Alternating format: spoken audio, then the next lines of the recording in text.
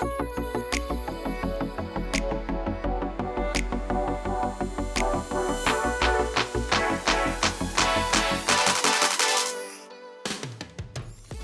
Future Construct podcast episode is supported by Applied Software. Applied Software is on a mission to transform industry by empowering their clients and championing innovation with real-world expert consultants.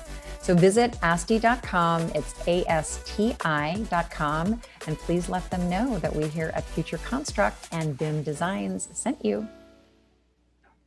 Hi, everyone. Welcome to the Future Construct podcast. I am your host, Amy Peck, and our guest today is Shaun Cooley, who is the CEO of Mapped and who is the former VP and CTO for IoT and industry at Cisco. Welcome, Shaun. Hi, Amy. Good to talk to you. So let's start with your history. I'd like to open with the fact that clearly you're a slacker with your 120 issued and more than 100 pending patents. So thank you for raising the bar for all of us on that. But how did you, let's talk a little bit about just, how did you choose this path and what led you to this realm of engineering and IoT? Yeah, it goes back a long time. So, in early high school, I was doing IT services in a bonded warehouse and worked there for a couple of years. Had always been sort of tinkering on computers, Commodore 64 and old XT and, moving my way forward into anything I could get my hands on. Had done some early programming in BASIC, built I don't know if you remember the Nintendo Power Glove, but built a serial-based interface for the Nintendo Power Glove that let me control some pretty simplistic, 3D models on a computer at the time.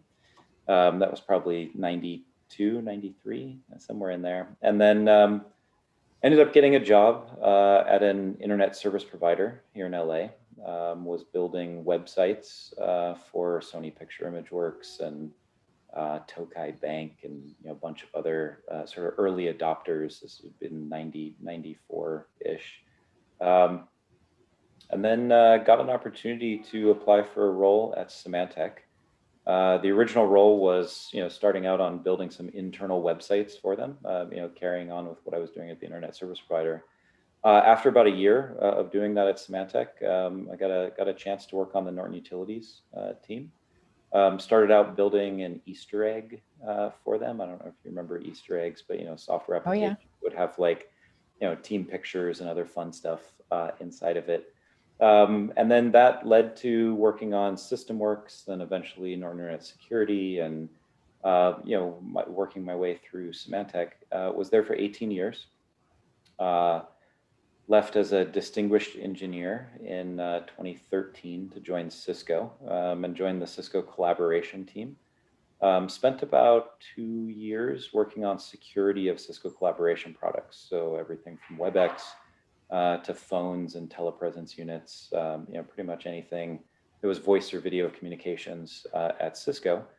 Got some great opportunities to work with, everyone from the White House communication teams, into various banks and other industries. And then, had a chance to join the IoT organization and joined as the CTO for Internet of Things at Cisco. Cisco's IoT business largely focused on industrially hardened versions of other things Cisco sells. So routing, switching, wireless, edge compute, those sorts of things. No fans, an IP65 box that is dustproof or waterproof, and then bigger and bigger enclosures for harsher and harsher environments. Spent about 4.5 years there. Majority of that time was just visiting pretty much any customer that I could. So, been out on oil rigs and down in mines and roofs of buildings and on factory floors and, anything I get my hands on, I'd go out and visit. And, Spent a lot of time with customers, hearing challenges that they were going through, especially around digitization efforts, or trying to take their existing automation systems and digitize them, internet connect them, get visibility from anywhere and control from anywhere, and that led to Mapped. Yeah, so let's talk about Mapped. And I did hear a talk recently that you gave, where we use these terms, IoT, Internet of Things, and we sort of bandy these terms around, as if there's this inherent simplicity to it, but there's actually quite the opposite, inherent complexity to it. And so it seems like maybe Mapped is here to really help solve that. Yeah. So I guess, going back to the challenges that we saw customers having, if you think of these environments, an oil refinery or an energy production facility or a manufacturing floor or a commercial building, a large commercial building, they all have automation. They've all been largely automated for better part of 50 years now. Sort of late 60s, early 70s. These automation systems were built by, a system integrator who was there to do a job, make sure the air conditioning runs, make sure the elevator moves, make sure the, factory produces the widgets that it's producing. And there wasn't any sort of inherent need for those systems to communicate with other systems or with other locations or with an internet that probably didn't even exist for the majority of the time that was being created. And so oftentimes you find things like serial buses, right? These things are mostly not IP connected. Now people are sort of going through and IP connecting them along the way. And newer systems, sort of, late 90s and newer systems are internet connected. But what it means is that, as customers try to internet connect their things, my doorbell rings right in the middle of that. But as customers try to internet connect their things, it requires them to really rethink how these systems exist. And because they were all built by a system integrator that had a bag of tools available to them at the time, they're literally all bespoke. Every one of them is unique. It's unique in both the components that exist inside of it, as well as the programming that was used to create it. And so, you start thinking about things like Internet of Things, right? What does that actually mean? And it typically just means, any sort of actuator or sensor that's connected to an IP connection. And you do it for a million different reasons. There's usually some business outcome that drives why you're doing it. If you are Kellogg's, for example, and you're trying to track, either the production of cereal across all of your facilities, you want to be able to, from a central location, look and say, why is this factory more efficient? Or why does this factory have a lower defect rate? Or why does this factory, need more maintenance than the other ones? And to do that, you need to get visibility across all of them.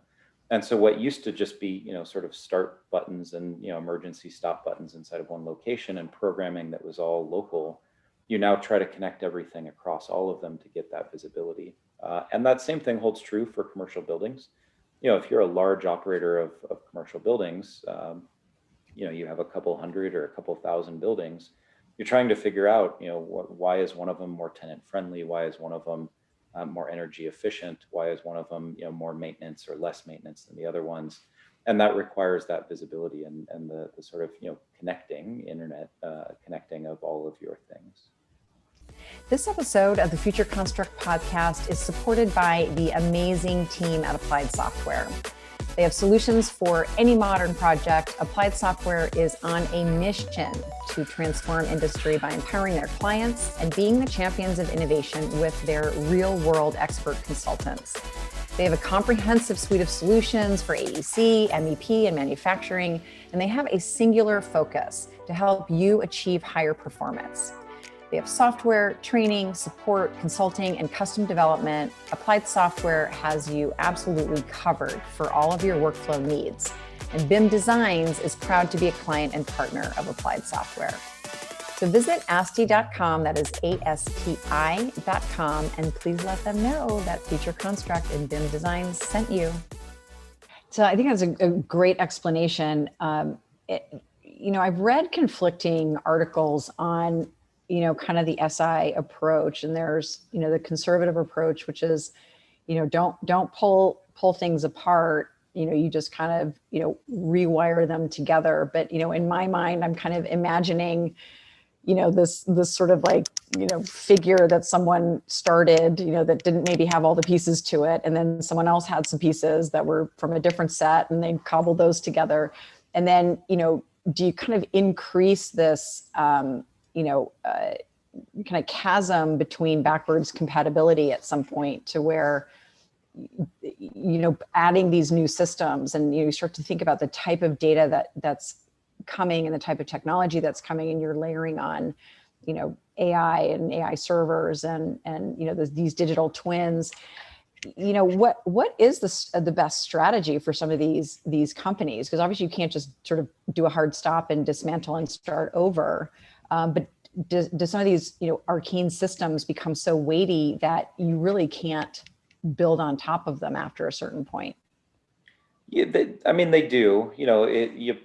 I think it's amazing, when you go into a refinery and you see, it's still running on equipment from the 1970s because it works, and why touch it?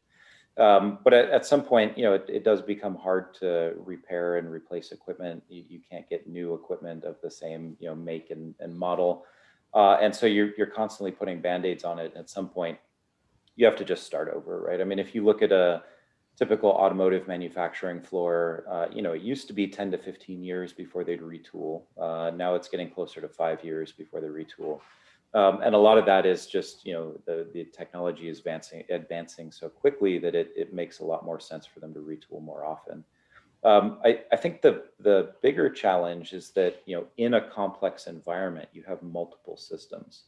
And those systems are oftentimes built by different system integrators. And the different system integrators have no particular reason, typically, to integrate those systems. If you look in a commercial building, the HVAC is totally separate from the fire safety, which is totally separate from the elevators, which is totally separate from lighting. The parking garage systems are completely separate, access control completely separate, on and on down the lines. And you might get, some minor integrations where, the fire safety system can obviously turn off the HVAC, but that's the extent of what it can do. Maybe a badge swipe on an access control reader turns on the HVAC if somebody comes in on the weekend. But these sort of very simple integrations typically require a significant amount of effort on some system integrator's part, or a master system integrator that is sort of managing all the subsystems to figure out how to draw those links between the two to meet various requirements. And like the ones that I just described, or at least the fire shutting down HVAC is typically a requirement, right? It's a regulatory requirement in a lot of these buildings. And so it has to exist. But beyond that, you start missing little things like HVAC a lot of times doesn't have occupancy sensors, but lighting does. And so you start thinking, well, if we want to save energy, can't we use the occupancy sensors to control the HVAC? And typically that leads to a not easily, right? It requires a lot of work to do something like that because they're two totally separate systems. Maybe you have a Lutron lighting system, or something even simpler like a Watt stopper lighting system, and you've got some big Johnson Controls Metasys or a Niagara HVAC system, and the two don't have a clear path for integration. And so you just from an SI standpoint, usually their goal is the primary function of that system. All right, the elevator needs to move, the HVAC needs to keep the air fresh and heated or cooled or whatever is necessary for the season. The fire safety system needs to alarm when there's a fire, or a carbon monoxide event, and get people moving out of the building. And so these other things become secondary factors for the SIs. And so a lot of times the SIs don't necessarily want to do it, but they'll do it if they're paid, right? If the customer demands it and asks for it. It's just not an easy thing to get done in many cases. And so, was this part of the impetus to start MAP? Because you're a relatively young company. Yeah. It was, and I think as I watched customers struggle to integrate various systems together and get data out of those systems, it became very clear that because we're dealing with such a heterogeneous environment in every one of these, situations, that the customers, you would see a very large automotive manufacturer come in and they'd build a successful pilot in one location, and then it would take them a year to do, and they'd go to move the pilot to another location, and it turns out it takes them another year to do that because they're basically starting from scratch because those two locations were built at different times by different system integrators, two different standards with different equipment. And so, they basically have to start again and start to reintegrate everything, start to rediscover what all the different systems and protocols and, makes and models of equipment. And you get to this, it just becomes so complex to move from location to location that the customers would oftentimes give up. And so I think, at Cisco, we'd get up on stage and we talk about Gartner or, somebody else's predictions of number of connected devices by 2025 or whatever it happened to be. And, the first year we'd say, oh, it's going to be, 75 billion devices by 2025. And then the next year it's like, well, it's going to be 50 billion by 2025. And then it's going to be 40 billion by 2025. And the numbers just kept going down, and it was our conclusion, or at least my conclusion, was it was a mix of integration complexities and security concerns. And so, what oftentimes started out as like huge hopes around IoT, IoT is going to solve everything, turned into it's just a mess. It's a tangled web that we have to untangle in order to connect these things and start making use of the data. And so everything just kept getting pushed a little further out and, a little less hopeful on what was going to happen. And so, when I decided to start Mapped, it was really around how do we build a data layer that's responsible for taking all of the disparate systems and bringing them together in a normalized way, so that the software developers who want to build applications on top of these environments have a consistent API to work from. And all the mess of everything below is really Mapp's problem, right? It's not up to the developer to have to figure out, did this data point come from BACnet, or did it come from Lutron, or did it come from a cloud service like a Verge Sense? You just want to know, is the room occupied? What's the temperature of it? Is the elevator on the third floor or the fourth floor right now? How many people swiped their badge today? And these questions shouldn't get, sort of bogged down in these details of what protocol was used to deliver that information. Was it cloud connected? Was it on-prem? Where did it come from, or how did it happen? And so building that data layer, it's sometimes we refer to it as the dirty plumbing. But the reality is that it should just be one company's problem to build all that dirty plumbing, and everyone else should be able to benefit from that uniform API. And we see the same thing, across Twilio for communications and text messages. The mess of dealing with carriers directly. I wouldn't wish upon anybody. And Twilio has pretty much built that layer that allows everyone else to just depend on Twilio and not have to go sign contracts with AT&T and T-Mobile and Verizon and Orange and Deutsche Telekom and NTT and on down the line. And they've also abstracted away all the complexities of the carrier specifics, right? And made it just a single API. And we see the same thing in payments from Stripe. You see the same thing in financial records from Plaid. And yet, in the sort of built world, the world that we all exist in, none of these things have a consistent API. And so this premise of let's just build a consistent API and deal with all the underlying complexity so that our customers don't have to, is where Mapped is going. That makes total sense. And do you see a point where we can actually start getting in front of the problem and actually building some of these systems, like integrating, BIM data, for example, from, using it throughout the build and the engineering process, and then, refining it through, post as built. and then kind of wiring this. And it feels like we have to sort of shift the paradigm from like band-aiding the old stuff to actually prepping the data to be ingested in a simpler way by other systems. And do you feel like there's a trend to that, or am I just kind of jumping the shark and, trying to put my will into what is really not happening? No, it is absolutely happening. And look, I think this comes back to some of the, I would say overused or abused terms in this industry, right? When we talk about digital twin, nobody knows anymore when you say digital twin, whether you mean pre-construction, post-construction. Is it a, living model of what's there? Was it a one-time snapshot? Is it being used for simulation, or is it pulling in real-time trend data? Like what is actually, like, what does this term digital twin mean? And at Mapped, we try to avoid that term altogether. But I think to your point, we bring in data that covers anything about a person, a place, or a thing. And on the place side, the BIM data is hugely useful. We want all that modeling, whether it was pre-construction or post-construction. But you have to keep in mind that the pre-construction modeling oftentimes doesn't match the as-built, right? As you said. And so, there's this constant sort of, how do you make sure that the graph, in our case, we call it a living graph. You could think of it as one of the many definitions I just gave of digital twin, but we call it a living graph because the day two problem is real, right? Somebody moves in a piece of equipment, 20 feet to the left, or somebody changes the IP address of a piece of equipment, or somebody, knocks down a wall and puts up a wall somewhere else.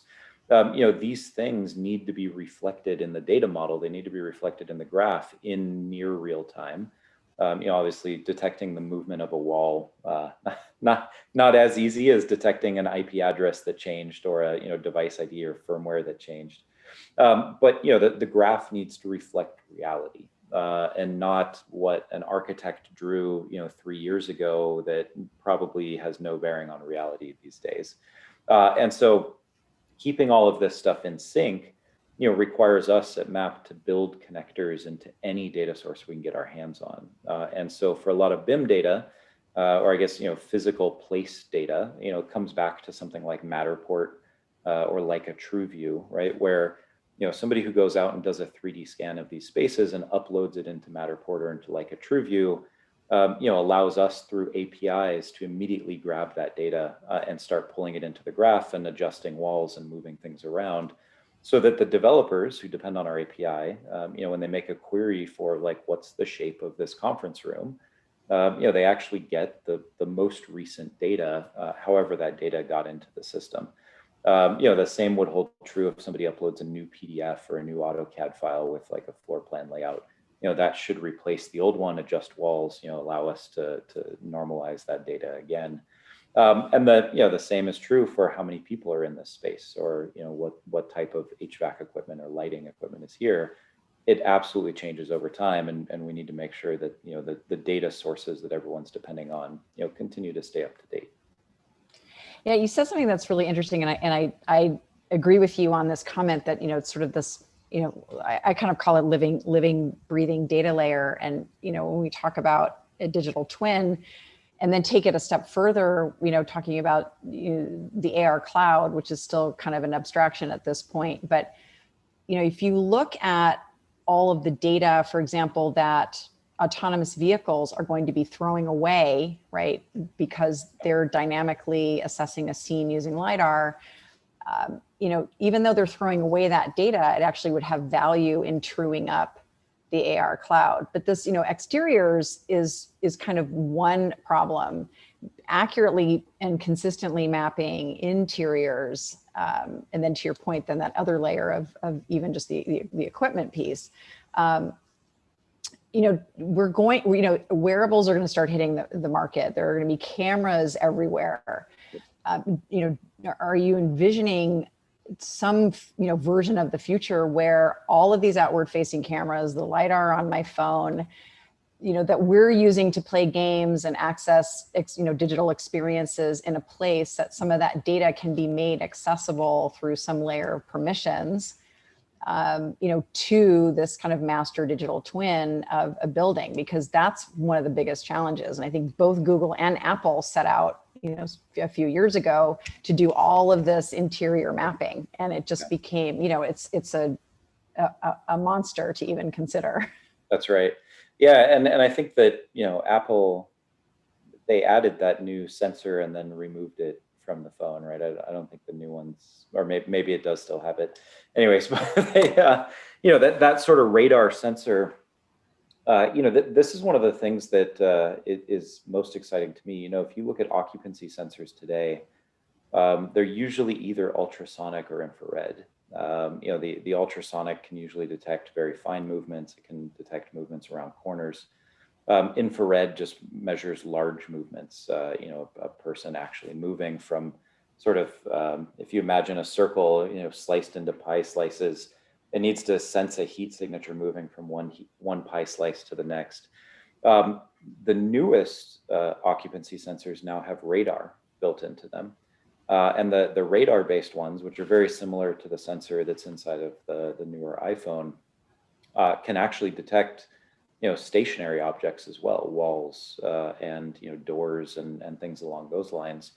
And I think that as we get to a point where these sort of like Crestron now what used to be dual occupancy sensors, now tri-occupancy sensors, are picking up this radar data in near real time. If you can start to capture some of that, and it's a bit problematic right now. A lot of these are they internally process the radar data to detect movement or occupancy and vacancy. And so they don't necessarily expose all the details, but I think we're going to start seeing more and more that expose those details. You really do get to a point where, somebody moves a desk 3 feet to the right, like you know about it. You know about it within a couple of seconds because some radar, device on the ceiling started to pick that up. I think the video analytics version of that, detecting a person, detecting an object, detecting those sorts of things are fairly straightforward, but stereo-based imaging is still not very commonplace. And so, doing depth measurements, distance measurements, those sorts of things with a surveillance camera is typically much more difficult than the sort of like these new radar-based occupancy sensors. And so I think we're moving towards something where we will start having more and more real-time data of what's happening inside of the space. And you're absolutely right on the outside of the space. Today satellite imaging is huge for this. We, for example, in Mapped, when you add in a new building just based on its address, we get the entire footprint of the building from satellite imaging. And so we can immediately sort of start to show you the shell of the outside of your building, even if you haven't given us floor plans or connected us to any 3D scans. And that, that shell of the building is still hugely useful in being able to, construct location data inside of the building.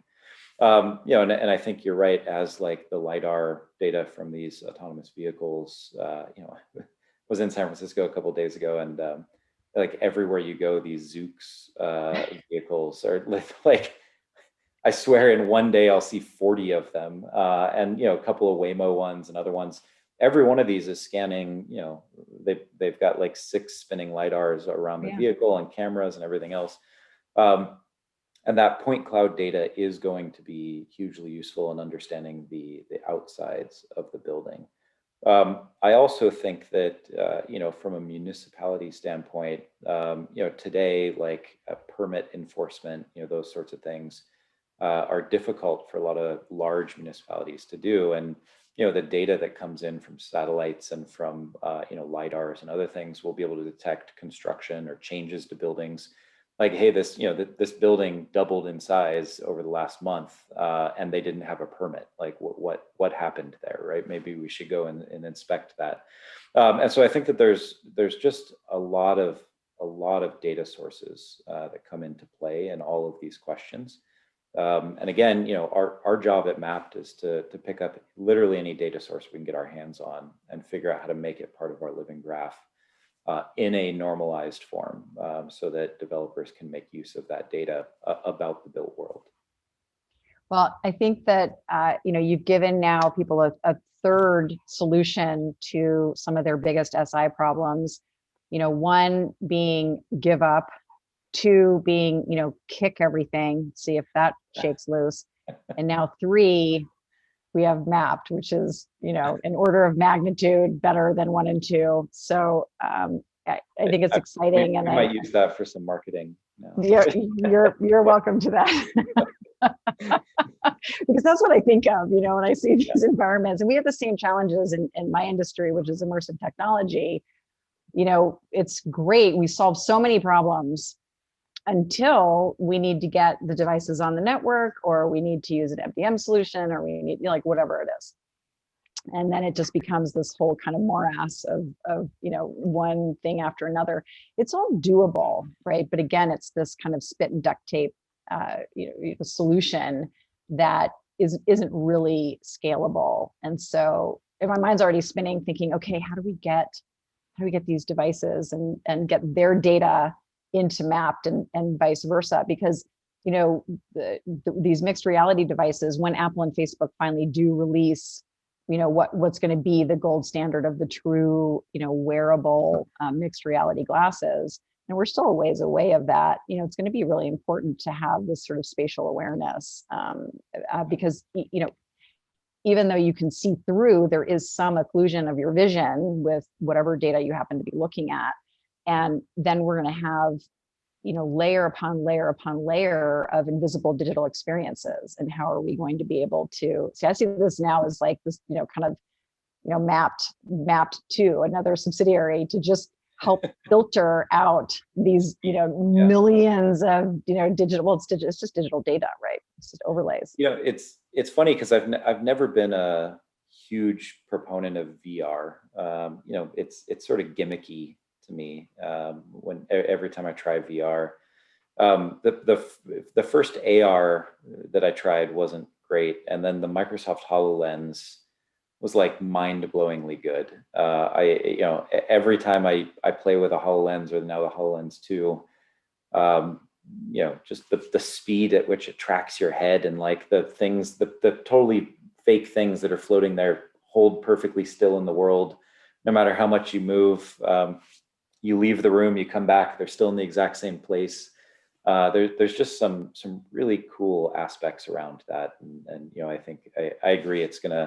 There's going to be lots of need for data out of the real world feeding into that. And I think, Microsoft today does demonstrations of, remote service. You put on the HoloLens, and there's a remote expert somewhere else who's telling you, okay, switch this breaker here. And they highlight the breaker and, tell you how to flip it, or whatever is necessary to repair the remote item. assist. Well, seriously, I've got the only other device on the market sitting next to me that's similar to that. We've got my Magic Leap. Yeah, it kind of does the same thing. That's right. But I could dial someone up, in Switzerland right now and have them clearly help me be a better host on this podcast. But but it's the utility is there, and I hear you on VR. I think it's down to whatever experiences you've tried. And one thing that Facebook has done a good job of is kind of democratizing VR and kind of showing people that there are other things to do besides games. Now, still, for the most part, most of us go in and we play games, but for training, for behavioral health, for for treating people with various social disorders or addiction. The use cases are really endless, but relative to HoloLens 2 and Magic Leap, when those devices kind of merge with these lightweight wearables to true mixed reality, recently Niantic acquired a company called 6D AI, and I have 4 companies that I've been talking about for the last 3 or 4 years, and 6D AI is one of them. Basically, just allowed you to use your phone, and using the camera on your phone, you would build a mobile mesh of your environment, right, and store in the cloud that would be persistent, that would enable digital objects to have, you would have occlusion, you would have physics, and they would really behave the way a real object would behave. So you really move from that overlay of augmented reality to mixed reality. And that intersects exactly with kind of where you are, and you will already have solved so many of the problems that are going to face this industry, just this industry, let alone the industry you're already in. So I'm excited to see where it goes now. And I'll be hitting you up at some point to help me solve some problems in the near future, I'm sure. But, I think this is one of the interesting things about anytime a consistent API layer enters a market. Again, to like beat the Twilio drum for a few more. If you look back sort of pre-Twilio, the number of apps or use cases for sending somebody a text message through automated means, or making a phone call through automated means, if you think back like 2004, 2005, like you didn't get automated phone calls saying that you had a doctor's appointment tomorrow, or an automated text message that you have a reservation in 15 minutes at a restaurant, or a text message that like your Uber is on the way. And somebody creates this independent, normalized layer, and all of a sudden there's use cases popping up all over the place because it frees the developers to just make use of the tool that they want without having to worry about the complexity underneath it. And I think that the same thing is true for the data coming out of all of these physical systems that we're now looking at. In that you can start thinking through use cases of like, well, if I'm building immersive experiences through an AR system, and now I can get in real time, the longitude and latitude and altitude of the HVAC, this like VAV that's in the ceiling, and what temperature air is coming out of it, and what the flow rate of air is coming out of it. All of a sudden now you can, like in your AR goggles, look up at the VAV, and it has overlaid, airlines coming out of it, and temperature on top of it, and you just look up and see it, like it's all in there. And this isn't something that we think of when we start creating a layer like Mapped. It is developers who now say like, oh, it's so easy to get the data, I can make use of it in all these other ways that I never even thought possible. I think that before this conversation, I don't think I ever considered AR and immersive experiences as a use for our data. I probably shouldn't say that. I mean, I had all the ideas, but no, I really. It is now. Yeah, normally what we talk about is sort of the four big use cases are energy optimization, predictive maintenance, space utilization, space optimization. It used to be like, how do I cram more people in the same amount of space? Now it's, how do I get less people in the same amount of space, or whatever it happens to be. And then you get these, and I don't know if I said predictive maintenance already, but you get these sort of four big buckets. But every time somebody asks me, I always leave it open and say, but there's probably hundreds of use cases that we can't even think of right now, that somebody else will take the domain that they understand well and say, if I can overlay this data, or if I can get easy access to this data, I can do these 50 things much, much better. And the same holds true for credit card billing, right? Pre-Stripe, at Symantec, we spent 9 months with like 400 people building a credit card billing platform. 15 minutes now using Stripe's APIs. Like it just makes it so much easier to add billing to everything that you do. Recurring billing, like one-off billing, special billing, like anything you can dream of, you can do it through Stripe's APIs. And then same, like you look at Plaid. 2 years ago, if you applied for a mortgage, you had to send them 2 months worth of bank statements and like pay stubs and on and on. And now you apply for a mortgage and it's like, click here to link your bank account. And you just type in your credentials and all of a sudden, like it has all the data. And it's not because the mortgage brokers, put any effort into building that. It's because Plaid put all the effort into building the API, and the mortgage brokers just call a very simple API that says, give me the last 60 days worth of, transactions coming out of this person's account, and then they do something with it. but they've replaced a human that would like read every single line of your bank statement to see what you were doing. I think that as we add these layers, you get more and more opportunities to start to integrate things and bring data together. No, I think you're exactly right, and we have it now. We have it on on record that it's going to be a big business line for you. I mean, as soon as you said it, in my head, I was like, yes, that's genius. I don't know. Yeah, I mean, all those buckets are the same. We need to be able to visualize that data. You're like a data center. You have critical uptime. You're using AI for closed loop optimization, whether it's in maintenance or any kind of equipment. But then for an engineer to be able to just put on a pair of glasses and immediately see where the problem is. Yep. It's, again, they're all kind of intertwined. But what it gets to, and I think what you've described is that it doesn't matter where the technology comes from. It doesn't matter where the data comes from. What does matter are two words to the end user, is that the technology, the two words are just works. And that's it. And that's really all we care about. And when we get there, that's when any technology can start to become part of the mainstream. And it's what I'm waiting for XR technologies. But I'm really, really impressed with what you've done with Mapped, and you will be hearing from me and some of my clients at some point. Appreciate that. Thank you. So, now that we're kind of on the future, I think we've already mapped out the future for Mapped, as it were. I'm going to ask you the question that I ask everyone, which is, if you could project yourself 20 years into the future, and for you personally could have, a product or service or gadget or thing that just made you happy or made your life better in some way, what would it be and what would it do?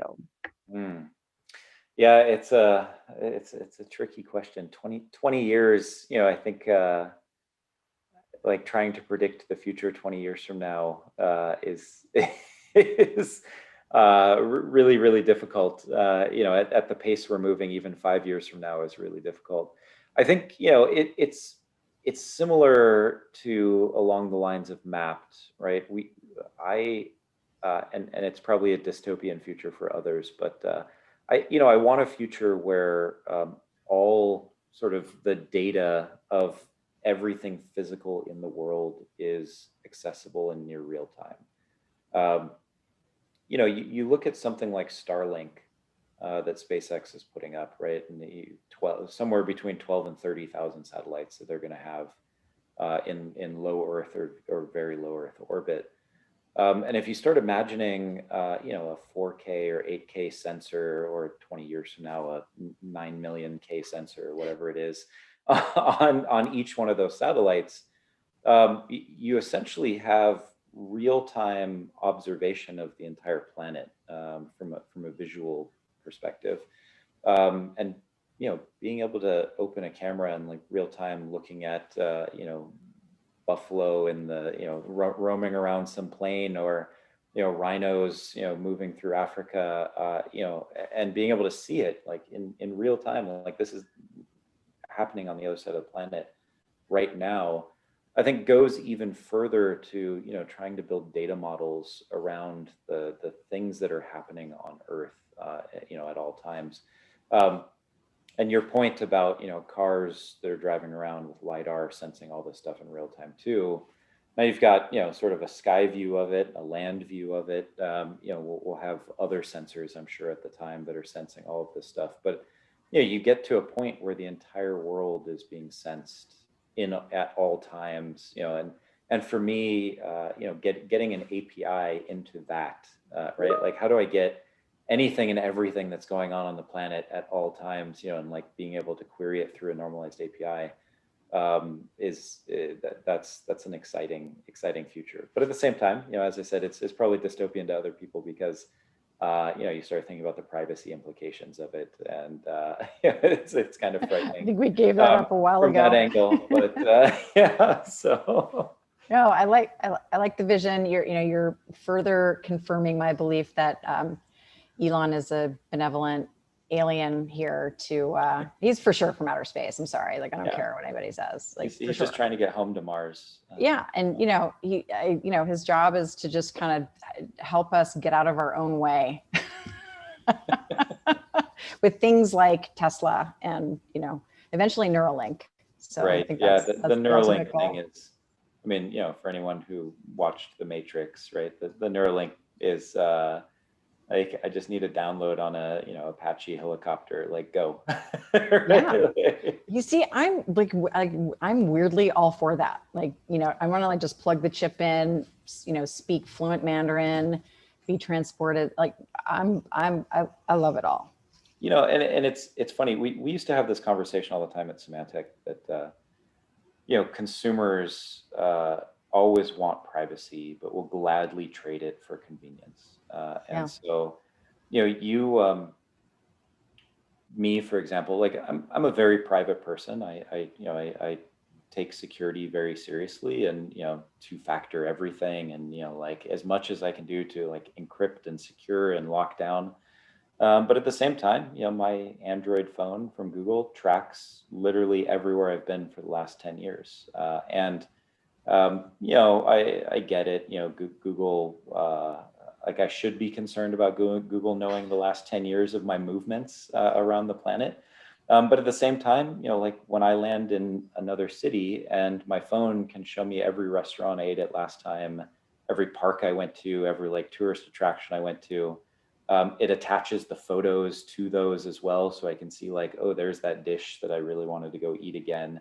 That convenience is massive. I will gladly like let Google track all my location data. I mean, I also know Google also takes privacy pretty seriously, and I'm sure they're mining it to sell me things.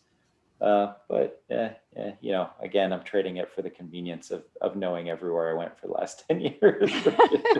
Very nice. So. We'll have to have you back on, and we can talk about how we actually take control of our data and we sell it back to Google. But that's one of my dreams that I want to take with me into the future. It's funny because I am totally fine with machine learning and AI looking at my data. A person looking at my data like hurts my head. I don't want that to happen. But nobody at Google is looking at my location data. Like it's just not happening. It's They've got I don't know if you know, but they have a privacy operations center. They call it a POC. And if a customer's data is accessed by a Google employee, like alarms go off, and there better be a good reason why that's happening. Machine learning looking at my data and giving me cool reports of how many cities I visited this month, and like, whether I flew or rode a bike or walked or what, like, I'm cool with that. That's fine. Oh yeah. My watch saying it's time to stand. Yeah. I love that. Like, okay. Come on, Apple, stop shaming me. It's so sad.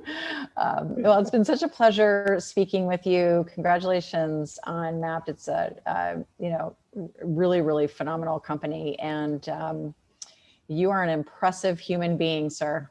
Thank you. I appreciate that. Well, we'll let you know when we're ready for the XR folks to start using our data. Perfect. Look forward to talking again. Very good. Thanks so much for joining today.